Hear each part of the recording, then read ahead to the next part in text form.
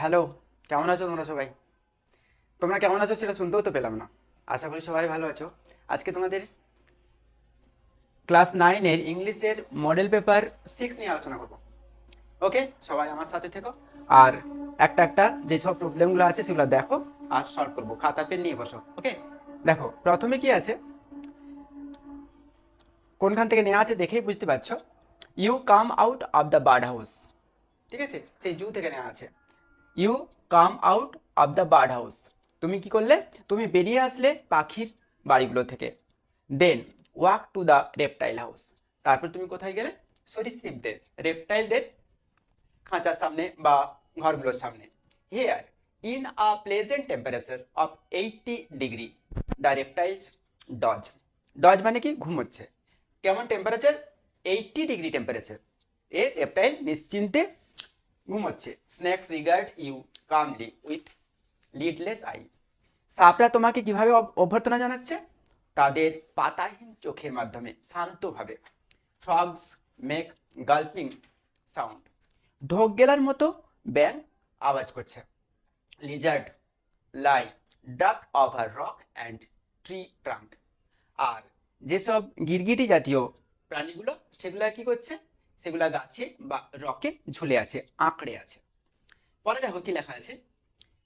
At 10 o'clock, 10টার সময়, the zoo gates open. Zoo gate open and the first rush of visitor arrive. প্রথমেই ছুটে আসে দর্শকরা, অর্থাৎ যেসব ভিজিটররা চিড়িয়াখানা দেখতে আসে তারা এসে পৌঁছায়। As they come flooding into the ground. Flooding কথা বলছে, অর্থাৎ বন্যার মতো দ্রুত বয়ে আসে, অর্থাৎ একসাথে এক ঝাঁক ভিজিটররা আসে। কি বলছে? যখন ওই চিড়িয়াখানায় আসে, everyone has to be alert. কি বলছে? প্রত্যেকে সতর্ক হয়ে যায়। কারা সতর্ক হয়? চিড়িয়াখানার যেসব কর্মীরা আছে, যেসব স্টাফরা আছে, তারা সতর্ক হয়ে যায়। This is not to ensure that the animal do not heart the people. এই জন্য তারা সতর্ক হয় তা নয় যে অ্যানিমেলরা মানুষদের কোনো ক্ষতি করবে। অর্থাৎ চিড়িয়াখানার স্টাফরা সতর্ক কি জন্য হয়? But the but to make sure that the people do not heart the animal. কি জন্য সতর্ক হয়? মানুষেরা যাতে পশুদের কোনো ক্ষতি না করে। বুঝতে পারছো? তাহলে আমরা চিড়িয়াখানায় সবসময় মানুষদের, আমরা মানুষেরা চিড়িয়াখানায় গিয়ে পশুদের কোনো না কোনো বিরক্ত করি, অস্ত্র সাথে ফেলি, খোঁচা দিই। কখনো কখনো দেখা গেছে তাদেরকে রেজার তুলে দিই, কখনো কখনো দেখা গেছে জ্বলন্ত সিগারেট তাদেরকে দিয়ে দিই। দেখো পরে আমরা দেখতে পাবো। পরে দেখো লেখা আছে, if an animal is asleep. যদি কোনো প্রাণী ঘুমিয়ে থাকে, they want to throw stone at it. তার দিকে তারা ঢিল ছুঁড়তে চায়, পাথর ছুঁড়তে চায়। অর প্রড ইট, প্রড মানে খোঁচা দিয়া, কোনো কাঠি লাঠি দিয়ে খোঁচা মারা। ইট উইথ স্টিক, লাঠি দিয়ে কাঠি দিয়ে খোঁচা মারে। টু মেক ইট মুভ, তাকে নড়াচড়া করতে বাধ্য করে। অর্থাৎ কোনো প্রাণী বসে আছে, তাকে খোঁচা মেরে তাকে ওঠানোর চেষ্টা। We have found visitor trying to give the chimpanzee lighted cigarette. আমরা কি দেখেছি? And razor blade. আমরা কি দেখেছি? ভিজিটারদের যেসব লোকেরা দেখতে আসে, বেড়াতে আসে চিড়িয়াখানা, তাদেরকে করতে দেখেছি শিম্পাঞ্জিকে জ্বলন্ত সিগারেট দিতে, আবার দাড়ি কাটা ব্লেড দিতেও তাদেরকে দেখা হয়েছে। এই জন্য স্টাফরা সতর্ক থাকে যাতে কোনো প্রাণীর ক্ষতি না হয়। পরে কি বলছে দেখো, দ্য আনসিভিলাইজড বিহেভিয়ার, এই অসভ্য ব্যবহার, অফ সাম হিউম্যান বিং, কিছু মানুষের, in a zoo has to be seen, যেটা চিড়িয়াখানায় দেখা যায়, টু বি বিলিভড, আর এটা বিশ্বাসও করতে হয়। তাহলে আমাদের গল্পটা এইটুকু ছিল। পুরো প্যাসেজটাও তোমরা ভালোভাবে, পুরো টেক্সটটা ভালোভাবে পড়বে, আর তাহলে অ্যান্সারগুলো তোমাদের খুব সহজ হয়ে যাবে। এতে কি আছে দেখো, choose the correct answer from the given alternative. তাহলে নাম্বার ওয়ানে আছে কি, তাই এতে কি আছে? এর ওয়ানে, for the reptile the temperature of 80 degree is, কি বলবো আমরা? মাইল্ড বলবো, প্লেজেন্ট বলবো, এক্সট্রিম বলবো, আনপ্লেজেন্ট বলবো? আমি বি কে কারেক্ট বলবো, প্লেজেন্ট। তাহলে আমরা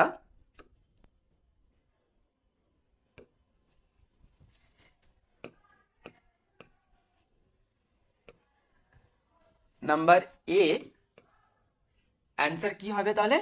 ওয়ানটাতে অ্যান্সার হবে বি। পুরোটা লিখছি না, তোমরা খাতা পেন নিয়ে বসো, সঙ্গে সঙ্গে অ্যান্সারটা তুলে নাও। নাম্বার টু, নাম্বার টুতে দেখা আছে Lizaad lie ড্রেপড over the rock and, কোথায় কোথায় আমরা দেখেছি যে রকের ওপর আর গাছের ডালে, আর দেখো লেখা আছে সিতে দেখো ট্রি ট্রাঙ্ক।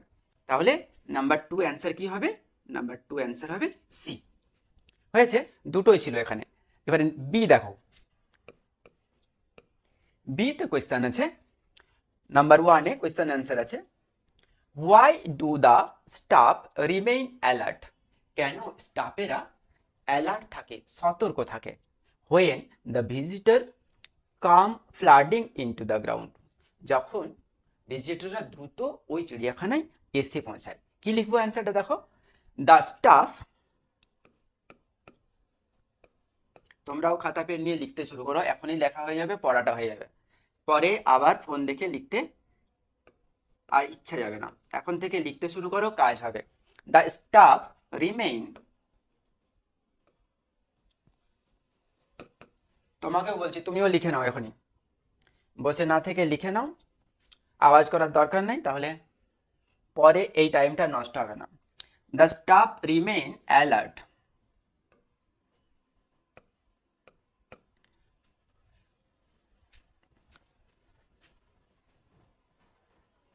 এইখান থেকে লেখো অ্যালার্ট। টেক্সট বইটা খোলো, এখানে যদি পড়তে অসুবিধা হচ্ছে,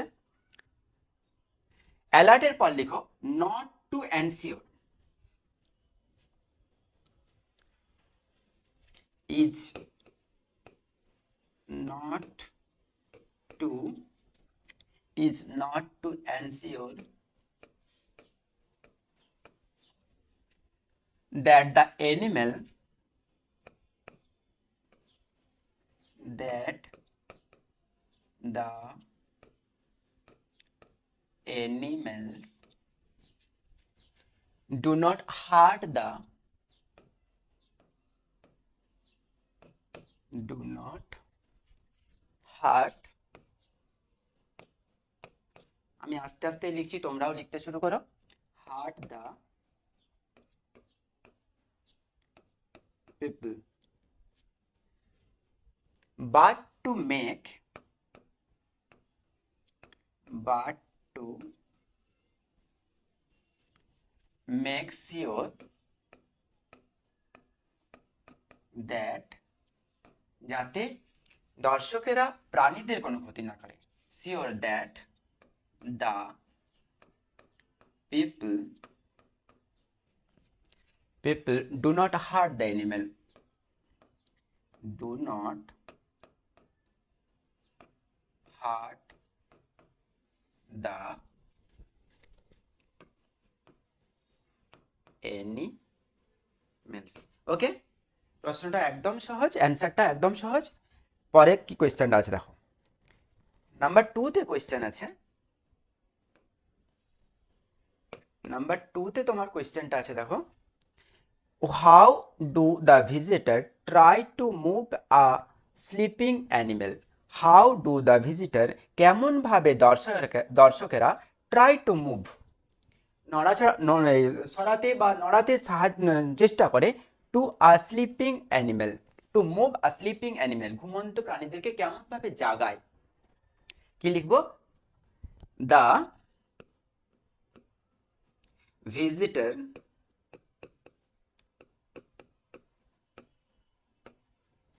ট্রাই, সরি, দ্য ভিজিটর, একদম বইয়ে যেটা আছে দেখো, the visitor trying to give the, the visitor try to give করো, বা ট্রাইং টু গিভ যা আছে তাই লেখো, দ্য ভিজিটর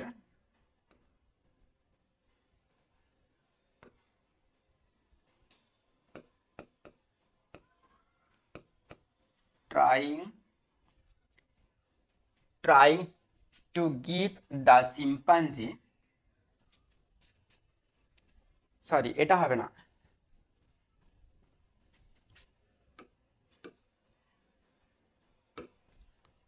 এই যে ফ্রড ইট হবে উইথ স্টিক, তাহলে কি লিখবো আমরা? প্রথম থেকে আমি বলে দিচ্ছি আবার, দ্য ভিজিটর ট্রাই, কোয়েশ্চন থেকে অ্যান্সার লিখো, try to move A sleeping animal, কি বলবো,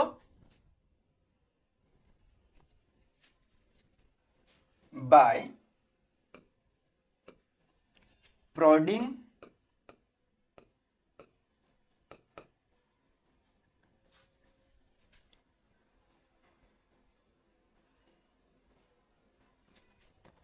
prodding না লিখে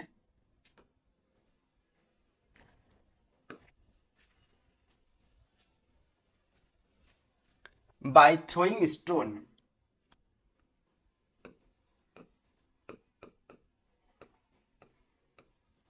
throwing stone at it or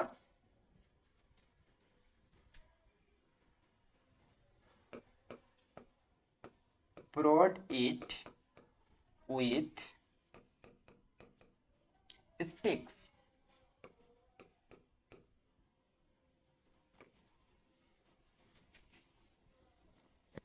ওকে,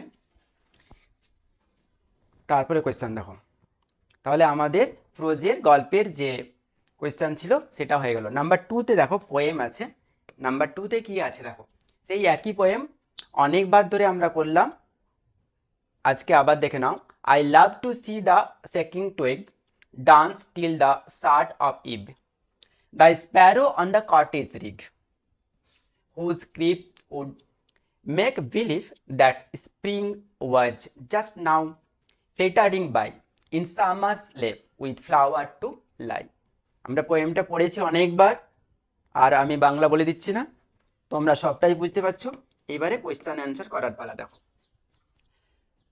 অপশনে কি আছে, নাম্বার 1-এ দেখো কি আছে, the twig is sacking in fair with the wind, the poet the Sparrow, কি বলছে, কাণ্ডগুলো কচি পাতাগুলো কচি ডালগুলো নড়ছে কিসে, ইন ফিয়ার ভয় পেয়ে, উইথ দ্য উইন্ড বাতাসে, দ্য পয়েট দ্য স্প্যারো, কি হবে, আমরা বি অ্যান্সার করব কারেক্ট, বাতাসে নড়ছে, তাহলে b is the correct answer.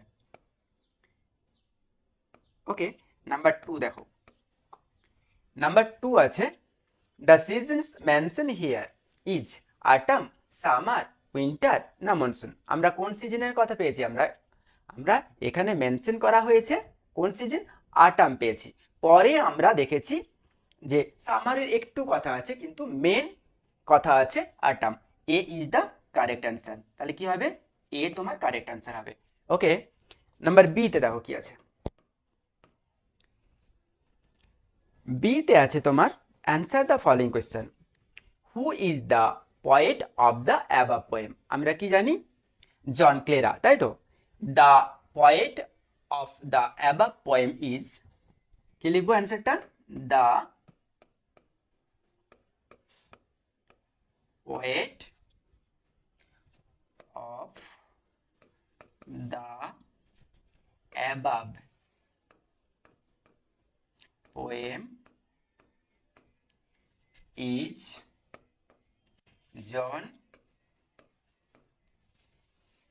Capital লেটারে লেখা হবে,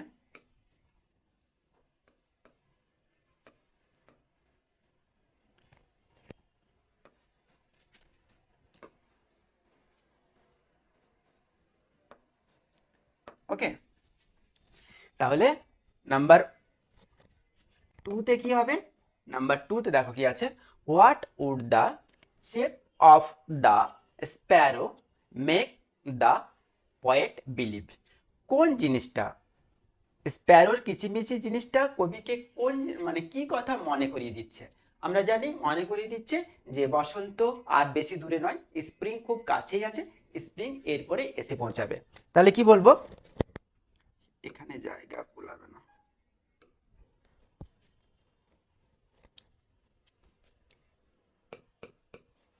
কি বলবো, দা, লিখতে শুরু করো, the chief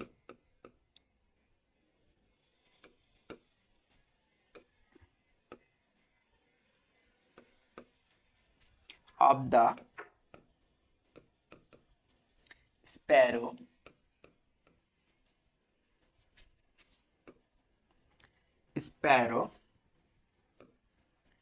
would make the poet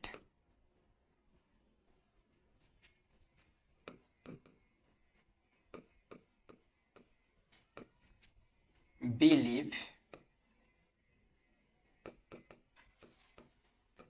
that the spring is near. কি মনে করিয়ে দিচ্ছে, স্প্রিং খুব সামনেই আছে, স্প্রিং পৌঁছে যাবে এরপরেই। ওকে,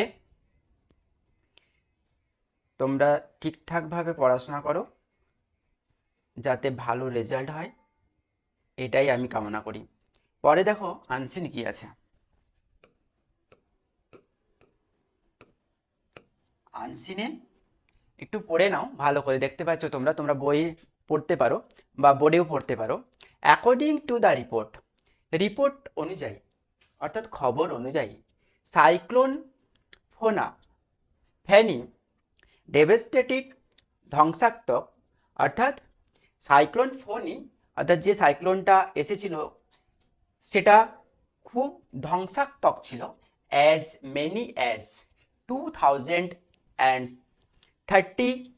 2367 ভিলেজ, 2367টি ভিলেজ গ্রাম in 14 coastal district of Orissa, উড়িষ্যার উপকূলবর্তী এলাকায় কতগুলা 14টা ডিস্ট্রিক্টে, beside the cyclone affected, cyclone ক্ষতি করে 1.6 crore পিপল, 1.6 কোটি মানুষের, অ্যান্ড ড্যামেজড, এবং ক্ষতি করে দেয়, নষ্ট করে দেয় 1.88 lakh hectares of agriculture land, কত 1.88 লাখ চাষের জমির ফসল নষ্ট করে দেয়।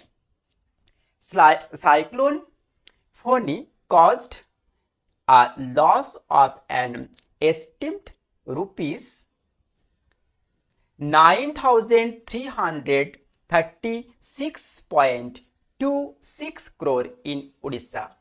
কত কোটি টাকা নষ্ট করে দেয়, 9,336.26 কোটি টাকা সম্পদ নষ্ট করে। এ সিনিয়র অফিসিয়াল সেইট, একজন সিনিয়র অফিসার এই কথা বলেন। অন থার্সডে, কবে বলেন, থার্সডেতে বলেন। It made its landfall in coastal Orissa at a speed of about 2000 kilometre per hour. এই ঝড় কত বেগে বয়ে, 200 কিলোমিটার পার আওয়ার, ঘন্টায় 200 কিলোমিটার বেগে। On May 3, 3 May, according to the special relief commissioner BP Sathi, relief commissioner BP Sathi বলছেন, the cyclone caused a total loss of rupees 6,643.63 crore, কত 6,643.63 কোটি, টু পাবলিক প্রপার্টি, জনগণের সম্পত্তি, and around rupees 2,692.63 crore is required for relief measures for the affected people. এই যেসব লোকেরা ক্ষতিগ্রস্ত হয়েছে তাদের রিলিফ করার জন্য ত্রাণ সামগ্রিক 2,692.63 কোটি টাকা বরাদ্দ করা হয়েছে। তাহলে আমরা বুঝতে পারলাম, একদম সহজ হয়ে গেল। এবার দেখো তোমরা নিজেরাই করতে পারবে, তোমরা ট্রাই করো, আমি তোমাদের সাথে করে যাচ্ছি। নাম্বার এ তে দেখো কি আছে, নাম্বার এর 1 এর অপশনে আছে the number of district affected by the cyclone Fani is কত? আমরা জানি 14টা ডিস্ট্রিক্ট, উপকূলবর্তী উড়িষ্যার উপকূলবর্তী এলাকায় 14টা ডিস্ট্রিক্ট। তাহলে কি হবে? অ্যান্সার হবে তোমার ডি, লিখে ফেলো। এরপর দেখো নাম্বার 2। নাম্বার 2তে কি আছে?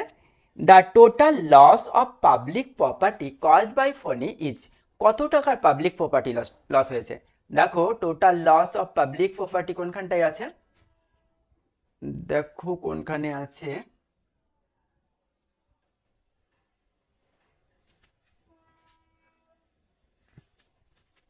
total loss of public property 6643.63 crore to public property। তাহলে কি বলবো?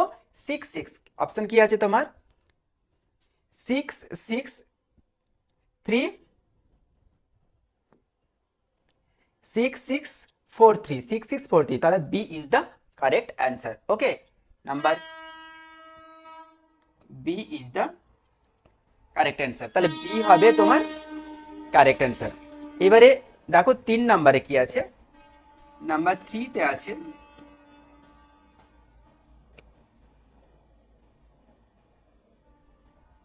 3তে আছে তোমার বিপি সেতি ইজ এ অবলিক দা a reporter, special officer, special relief commissioner না রিলিফ ওয়ার্কার? আমি কি বলবো? Relief commissioner. তাহলে কোনটা হবে? She is the correct answer. Okay, তাহলে তোমাদের 3 নাম্বারটাও হয়ে গেল। এবারে 4 নাম্বার দেখো কি আছে।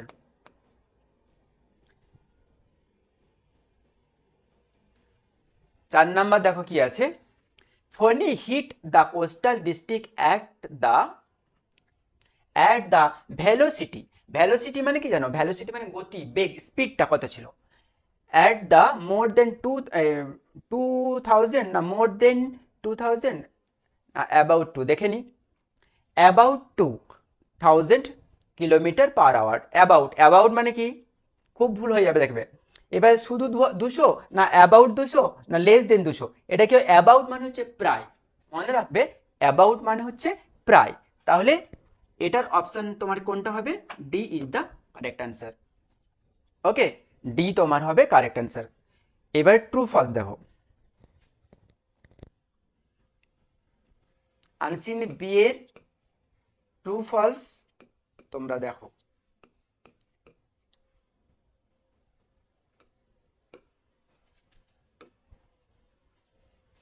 দেখো, Fani was not such a devastating cyclone. সত্যি কি তাই? ফনি বলছে ধ্বংসাত্মক বিপজ্জনক কোনো সাইক্লোন নয়, এটা তোমার ফলস। তার কারণ আমরা জেনেছি যে ফনি অনেক ক্ষতি করেছে, এটা একটা বিপজ্জনক ধ্বংসাত্মক সাইক্লোন। তাহলে সাপোর্টিং কি দেব? সাপোর্টিং দেখো খুঁজে বের করো, তোমরাও খোঁজো আমিও খুঁজছি। দেখো লেখা আছে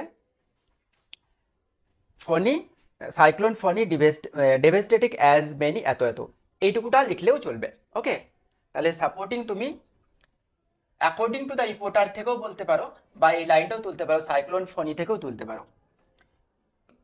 সাইক্লোন ফনি devastated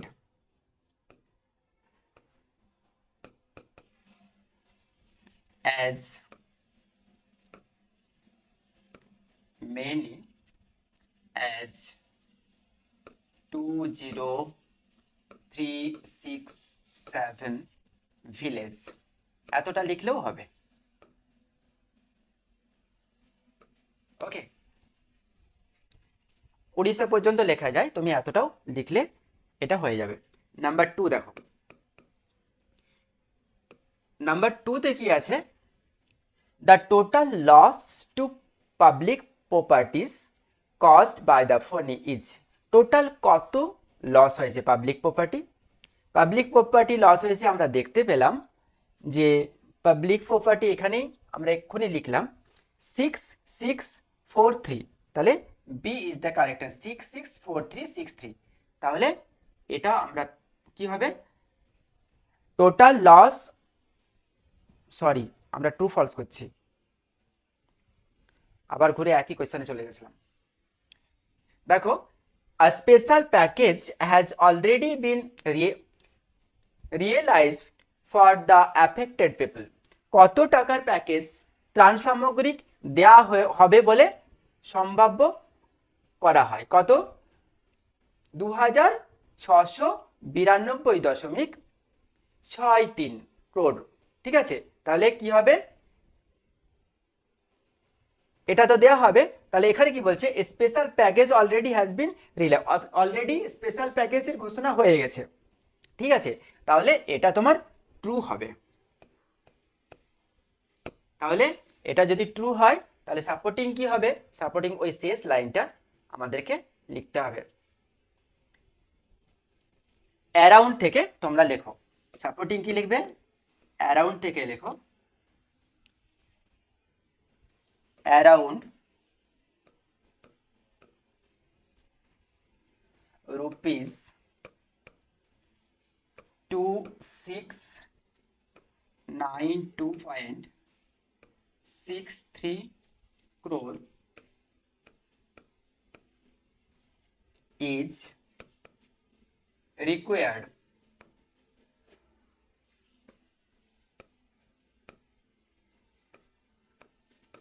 এই কোয়েশ্চেনটা আরেকবার আলোচনা করছি, দাঁড়াও। রিকোয়ার কথাটা আছে, রিকোয়ার মানে প্রয়োজন, অর্থাৎ এখনো দেয়া হয়নি, অফিসাররা আন্দাজ করছে এত টাকা লাগবে। তাহলে আমাদেরকে কোয়েশ্চেনে দেয়া আছে যে এত টাকা অলরেডি দেয়া হয়ে গেছে, কিন্তু ওটা তো নয়, এত টাকা প্রয়োজন বলে বলছে। ওটা তাহলে ফলস করা হবে, ওটা ট্রু করলে ভুল হয়ে যাবে। ফর দা, আগে লিখে নিই তারপরে বলছি, আর সাপোর্টিং সেন্টেন্স এটাই হবে, ফর দা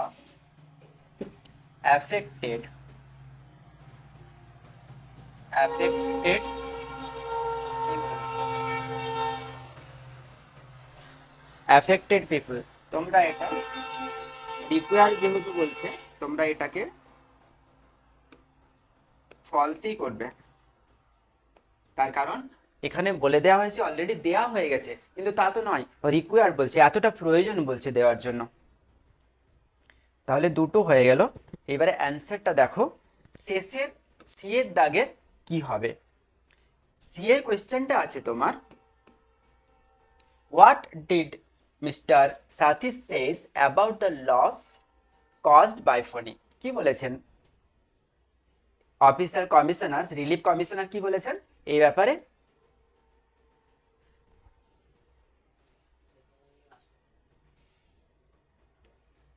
হ্যাঁ, according to the special relief commissioner BP সাথী, দা কি বলেছেন? তিনি বলছেন cyclone caused a total loss of 6643.63 crore to public properties and around 2692.36 crore is required। অর্থাৎ এত ক্ষতি হয়েছে আর এটাকে এত ত্রাণ সামগ্রী পাঠালে আমাদের কমপ্লিট হবে।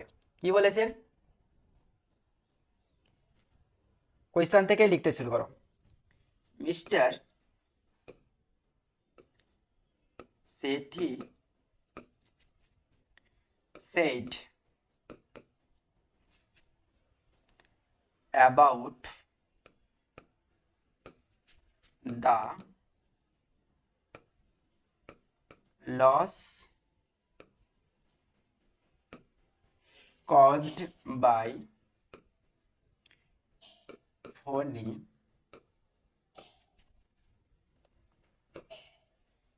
was that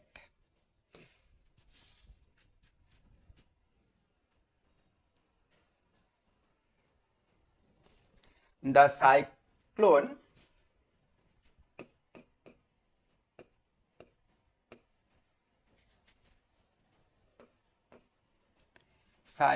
caused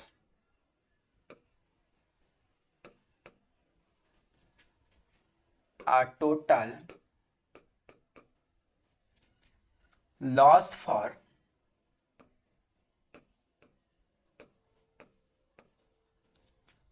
rupees loss of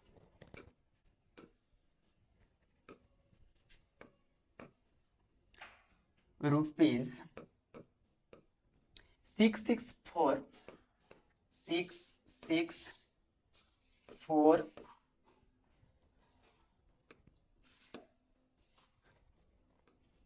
6643.63 crore to public property.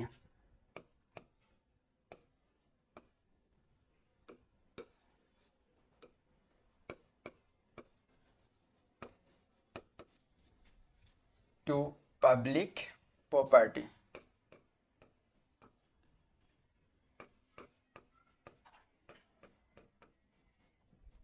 এবং আবার বলেছেন এটাকে এত ত্রাণ সামগ্রী পাঠালে সাহায্য করা হবে and around rupees 2692.3 crore is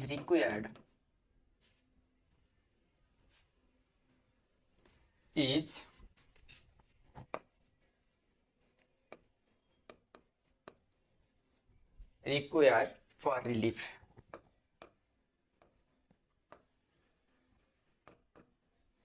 For relief, Masword.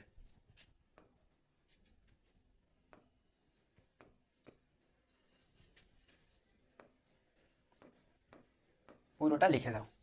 For the affected people. খুবই সহজ, তোমরা এটা পুরোটা লিখবে, এভাবেও বানাতে পারো, আর টু দ্য পয়েন্ট যেটা আছে সেটাও লিখে দিলেও অ্যান্সার তোমাদের হয়ে যাবে। এরপর চলে যাও গ্রামার অ্যান্ড ভোকাবুলারি কি আছে দেখো। নাম্বার 4 এ কি আছে? প্রথমে দেয়া আছে অ্যাপ্রোপ্রিয়েট আর্টিকেল অ্যান্ড প্রিপোজিশন। তোমরা ছোট থেকে আর্টিকেল প্রিপোজিশন পড়ে আসছো ক্লাস 5 থেকে। দেখো কি লেখা আছে, এভরি আফটারনুন, প্রতিদিন বিকেল বেলা, অ্যাজ দে আর কামিং, যখন তারা আসছিল, প্রতিদিন আসতো, কি বলছে, ড্যাশ স্কুল, কি হবে, ফ্রম স্কুল। কোত্থেকে আসতো তারা? স্কুল থেকে আসতো।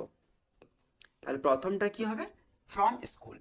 কি বলতো, dash children use to go, ওই সব ছিল নির্দিষ্ট, তারা প্রতিদিন আসতো, ছেলেমেয়েরা নির্দিষ্ট হয়ে গেছে, তাই আমরা বলবো দা চিলড্রেন। নেক্সট কি হবে, দা চিলড্রেন হবে। তাহলে দা চিলড্রেন ইউজ টু, প্রতিনিয়ত যেত, and play in the giant garden, কোথায়, খেলতে যেত দৈত্যের বাগানে। এবারে নাম্বার 5 এ কি আছে দেখো।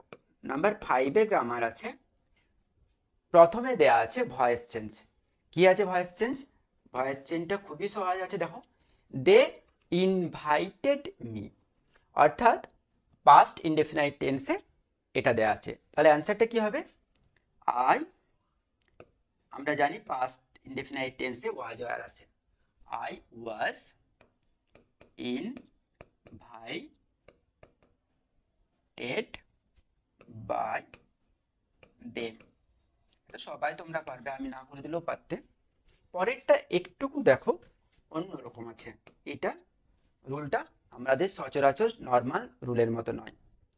হানি টেস্ট সুইট, হানির স্বাদ মিষ্টি। তাহলে কি লিখবো, আমি এটাকে কিচ্ছু করতে পারবো না, আমি এটা যা আছে লিখবো, তারপর বলবো হোয়েন ইট ইজ টেস্টেড। কি বলবো, শেষে আমরা বলবো হানির স্বাদ কখন মিষ্টি লাগে, যখন আমরা খাই, যখন আমরা স্বাদটা গ্রহণ করি তখন তো মিষ্টি লাগবে, নয়তো কি করে বুঝবো। তাই এটা যা আছে তাই লিখে ফেলো, হানি টেস্ট সুইট, হয়েছে, এটা লিখে দিলাম। কি বলবো, যখন আমরা এর স্বাদ গ্রহণ করি, কি বলবো, হোয়েন ইট, ইট মানে হানি, হোয়েন ইট ইজ, যখন স্বাদ নেওয়া হয়, হোয়েন ইট ইজ টেস্টেড, যখন এটার স্বাদ নেওয়া হয়। ক্লিয়ার? তাহলে ভয়েস চেঞ্জ দুটো ছিল, দুটোই খুব সুন্দরভাবে তোমরা দেখে নিলে। পরে দেখো ন্যারেশন চেঞ্জ কি আছে। নাম্বার 6 এ দেখো, ন্যায় সেন্টেন্স কি বলেছে? My mother said to me, আমার মা আমাকে বললেন। আই গেভ ইউ, আমিটাকে, আমিটা হচ্ছে মা, I gave you a pen, তুমিটাকে, তুমিটা হচ্ছে আমি, পেন ইয়েস্টারডে। তাহলে কি লিখবো? একটা অ্যাসারেটিভ সেন্টেন্সে ন্যায় সেন্টেন্সটা করা আছে, ন্যায় সেন্টেন্সটা দেওয়া আছে। দেখো লিখো, আমরা জানি অ্যাসারেটিভ সেন্টেন্সে ন্যায় সেন্টেন্স করতে থাকলে সেই টু থাকলে কি হয়? টোল্ড হয়। তাহলে দেখো, মাই মাদার টোল্ড মি, লেখো সবাই, মাই মাদার টোল্ড মি। ফোন দেখে রেখে দিবে না, খাতা পেন নিয়ে যখনই ফোন দেখতে বসবে খাতা পেন নিয়ে বসবে, যাতে তখনই জিনিসটা নোট করা হয়ে যায়। মাই মাদার টোল্ড মি, আমরা কি জানি অ্যাসারেটিভ সেন্টেন্সে ন্যায় সেন্টেন্স করতে গেলে দ্যাট লাগে। টোল্ড মি দ্যাট, আইটাকে, আইটা হচ্ছে মা, তাহলে কি হবে? My mother told me that she, ঠিক আছে, আই গিভ, তাহলে আই গেভ আছে। আমরা আরেকটা জিনিস শিখে নিই, যদি রিপোর্টেড স্পিচ পাস্ট ইনডেফিনাইট টেন্সে থাকে তাহলে ওটা কোথায় যাবে? হ্যাড প্লাস ভার্ব থ্রিতে চলে যাবে। দেখো ভার্ব টুতে থাকলে হ্যাড প্লাস ভার্ব থ্রিতে চলে যাবে। কি হবে? হ্যাড গিভেন, হ্যাড গিভেন, তাহলে কাকে দিয়েছে? হ্যাড গিভেন মি, তাই তোমাকে দিয়েছে, তাহলে হ্যাড গিভেন মি, তাহলে কি আসছে? মাই mother told me that she had given me, কি দিয়েছেন? এ পেন, একটা পেন দিয়েছেন। কবে দিয়েছেন? দ্য প্রিভিয়াস ডে, ইয়েস্টারডে থাকলে কি হবে? The previous day, previous day. বুঝতে পারলে সবাই? দেখো তারপরে কি আছে দেখো, তোমরা হ্যাঁ বললেও তো আমি শুনতে পাচ্ছি না, আর সেটার উপায়ও হচ্ছে না। যাই হোক, আমি বলে যাচ্ছি, তোমরা ওখান থেকেই বলো, আমি শুনতে পাই আর না পাই। দেখো, Sonam shed alas India has lost the match, তাহলে কি আছে? এটা এক্সক্লেমেটরি সেন্টেন্সে, বিস্ময়সূচক সেন্টেন্সে, আবেগসূচক বাক্যে ন্যায় সেন্টেন্সটা কি আছে? আমরা কি জানি? অ্যালাস, অ্যালাস মানে কি? হাই। তাহলে এক্সক্লেমেটরি সেন্টেন্সে ন্যায় সেন্টেন্স করতে গেলে কি করতে হয়? যদি আনন্দের কথা থাকে এক্সক্লাইমড ইন জয়, আর যদি দুঃখের কথা থাকে এক্সক্লাইমড ইন সরো। তাহলে এখানে কি হবে? ইন্ডিয়া হেরে গেছে, দুঃখের কথা, তাই আমরা এক্সক্লাইমড ইন সরো বলো। দেখো, সোনাম এক্সক্লাইমড ইন সরো, সেইটা লিখবো না,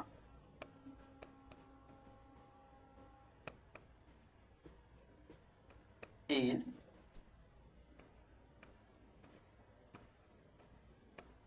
সরো, তারপরে কি বসাবো? আমরা দ্যাট বসাবো, সরো দ্যাট, অ্যালাসটা বাদ দিয়ে দেবো।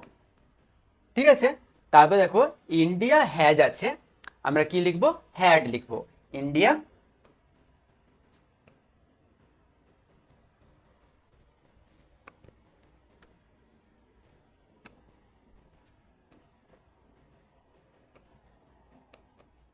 India had lost the match. Okay, তাহলে আমাদের গ্রামার যেটা ছিল সেটা করলাম। এবারে নাম্বার 7-এ কি আছে দেখো, given below are the meaning of two words, দুটো ওয়ার্ডের meaning, which you will find, যেটা তুমি খুঁজে পাবে, in the unseen passage, unseen passage থেকে, in question number 3, 3 number question থেকে। ফাইন্ড আউট দ্য ওয়ার্ড, এই ওয়ার্ডগুলো খুঁজে বার করো, and write them in the appropriate space, খালি ফাঁকা জায়গায় সঠিক জায়গায় বসাও। Given on the right hand side, ডান দিকে যে তোমার জায়গাটা রয়েছে। তাহলে 1 নম্বরে কি আছে দেখো, 1 নম্বরে আছে action taken for a purpose, অর্থাৎ কোনো একটা কাজের জন্য, কোনো একটা কাজ করার জন্য যে আয়োজনটা, অ্যাকশনটা কি হবে? দেখো এখানে আমরা পেয়ে যাব,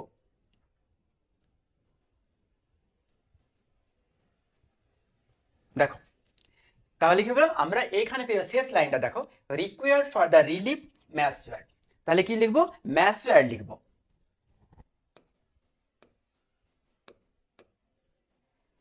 হয়েছে? পরে দেখো কি আছে, নাম্বার 2-তে আছে তোমার, নাম্বার 2-তে আছে নিডেড। নিডেড মানে কি? প্রয়োজন।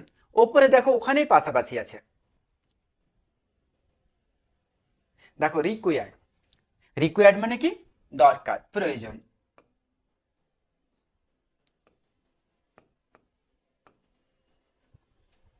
হয়েছে? তোমরা বলেছো যে পেনের আওয়াজটা খুব হচ্ছে, কিন্তু লিখতে গেলে টুকটাক পেনের তো আওয়াজ হবেই বাবু, ওইভাবে একটু তোমাদেরকে অ্যাডজাস্ট করতে হবে, কারণ তাড়াতাড়ি লেখার সময় একটু পেন ঠক করে আওয়াজ হয়েই যাচ্ছে, কি করবে বলো। তাহলে দেখো আমাদের আনসিনটা পুরোটা মোটামুটি করে ফেললাম। এরপর আমাদের রাইটিং করার পালা।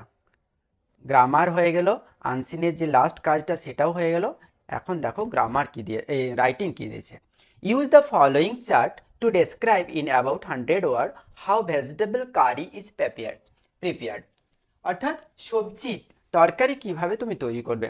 তোমরা তো সবজি খাওয়াই না কেউ, আর তরকারি তৈরি করবে কি করে? সব সময় তো মাছ মাংস ছাড়া হয় না তোমাদের। দেখো কি লেখা আছে, দেখো পয়েন্টগুলো দেখো, হিন্টসটা। Buy vegetable like potatoes, onion, brinjal, এইগুলা লাগবে। আলু লাগবে, অনিয়ন লাগবে, বেগুন লাগবে। তারপরে বলছে সর্টিং, তোমরা এই ওয়ার্ডগুলো লিখে রাখো। সর্টিং মানে বাছাই করা, অ্যান্ড রিমুভিং মানে সরিয়ে ফেলা, রোটন ওয়ান্স পচাগুলোকে সরিয়ে ফেলা। ক্লিনিং ইন ওয়াটার, বসে বসে রাইটিংটা লিখে নাও, বসে বসে রাইটিংটা এখনই বেরাচ্ছে, আস্তে আস্তে করে লিখে নাও। ক্লিনিং ইন ওয়াটার, আওয়াজ করো না। ক্লিনিং ইন ওয়াটার পরিষ্কার করা হলো। কাটিং ইনটু পিসেস, টুকরো করা হলো। Taken oil in a pan, একটা পাত্রে তেল নেওয়া হলো। লাইটেড দ্য ওভেন, উনান বা ওভেন বা গ্যাস জ্বালানো হলো। ফ্রাইং ফ্রাইং দ্য ভেজিটেবলগুলো ভাজা হলো, পিসগুলো। Adding spices, salt and water, এগুলো স্পাইসেস মশলা লবণ জল মেশানো হলো। বয়েল টু কুক প্রপারলি, ভালোভাবে সেদ্ধ করার জন্য উনানে দেওয়া হলো, চাপানো হলো। সার্ভ হট উইথ রাইস, অর্থাৎ শুধু তো তরকারি আমরা খাবো না, তার সাথে ভাত লাগবে, ওই জন্য বলছে রাইসের সাথে তুমি এটাকে সার্ভ করে দাও। তোমরা লিখবে এইভাবে, ক্যাপিটাল লেটারও এটা লিখতে পারো, আর এইভাবেও লিখতে পারো। Preparation for vegetable curry. দেখো vegetable curry is the most important and tasty side dish. আমরা তো মেন ফুড বলবো না, আমাদের মেন খাবারটা কোনটা? ভাত বা রুটি, তার সাইডে তরকারি না হলে চলে না। তো এই তরকারিটা হচ্ছে আমাদের সাইড ডিশ। পরে লেখা আছে দেখো, বসে লেখো, ঘুমিয়ে নয়। To prepare, to prepare vegetable curry, অর্থাৎ ভেজিটেবল কারি তুমি যে রেডি করবে, তৈয়ারি করবে, রান্না করবে, কেমনভাবে করবে। দ্য ইনগ্রেডিয়েন্টস মানে উপাদান, যেসব জিনিসগুলো লাগবে। ইনগ্রেডিয়েন্ট নিডেড, যেসব উপাদানগুলো লাগবে। আর দেখো পটেটো, অনিয়ন অ্যান্ড ব্রেঞ্জেল, এগুলো লাগছে। আদার থিং, অন্যান্য জিনিস। আর অন্যান্য জিনিস যেগুলো লাগছে সেগুলো তো দিতেই হবে, সেগুলো উল্লেখ করা নাই, তাও দিতে হবে। তুমি টমেটো দিতে পারো, spices, salt and water, etc. আরও অনেক কিছু মশলা থাকে, অত এখানে হিন্টসে উল্লেখ নেই, তোমাদের 1 পেজ বড় লাগবে তাহলে। পুরো রান্নার আইটেম এতটা হিন্টস দেওয়া নেই, যতটুকু দেওয়া আছে আমাদেরকে অতটাই লিখতে হবে, কেননা বলেছে 100 শব্দের মধ্যে লিখতে হবে, 100 ওয়ার্ডের মধ্যে লিখতে হবে। It is favourite food of one and all with rice, এটা হচ্ছে একটা ভালো খাবার, টেস্টি খাবার, প্রয়োজনীয় খাবার, ফেভারিট খাবার। কার? সবার, এক থেকে আরম্ভ করে সবার। কিসের সাথে? ভাতের সাথে। ইট ক্যান বি প্রিপেয়ার্ড, এটা তৈরি করা হবে, তৈরি করতে পারো।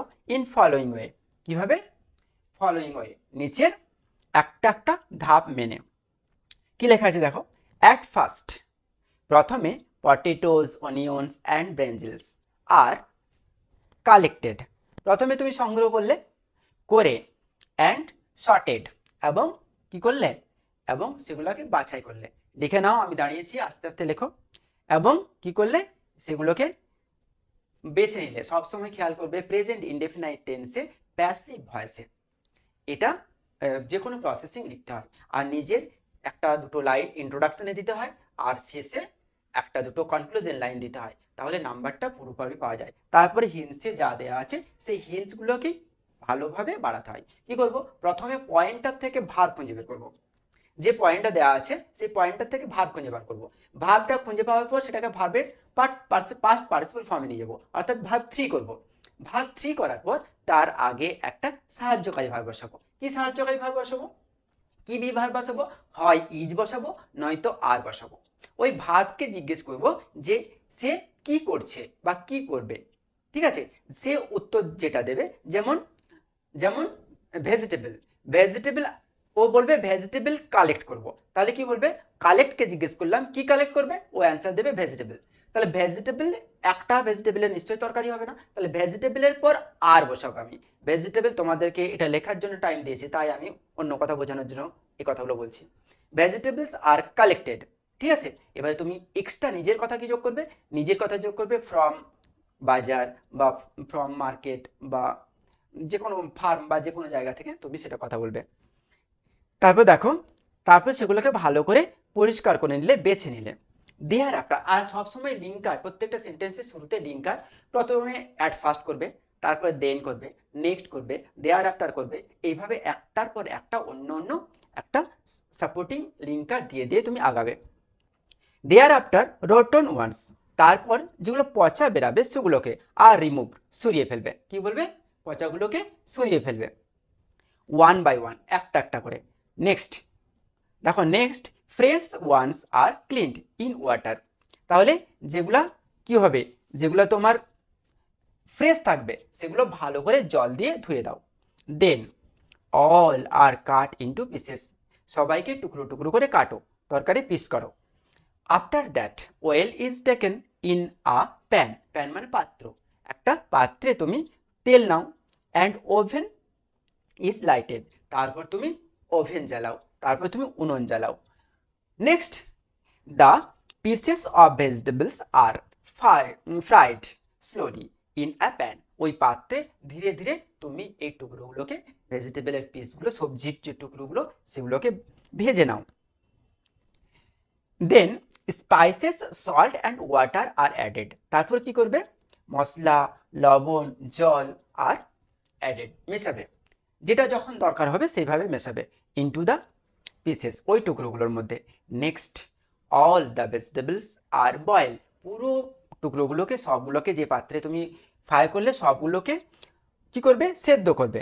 টু কুক প্রপারলি, ভালো করে রান্না করার জন্য, ভালো করে সিদ্ধ করে নেবে। Next the mixture is kept for 20 minutes, তারপরে ওই অবস্থায় উনুনে, ওভেনে অনেকক্ষণ, মানে প্রায় 20 মিনিট, 15 মিনিটের মধ্যে হয়ে যেতে পারে, 20 মিনিটের পর্যন্ত রাখবে। Finally the preparation is put in a serving pan, যেটা রান্না হয়ে গেল সেটা একটা সার্ভিস করবে, অর্থাৎ সার্ভ করবে, পরিবেশন করবে যে পাত্রে, সেটাই দিয়ে দেবে। Now the vegetable curry is ready to serve hot with rice, তাহলে কি হলো? তোমার ভেজিটেবল কারি একদম রেডি হয়ে গেল গরম গরম সার্ভ করার জন্য। তাহলে পুরো রাইটিংটা একবার দেখে নাও, দেখে সুন্দর করে তোমরা লিখে ফেলো।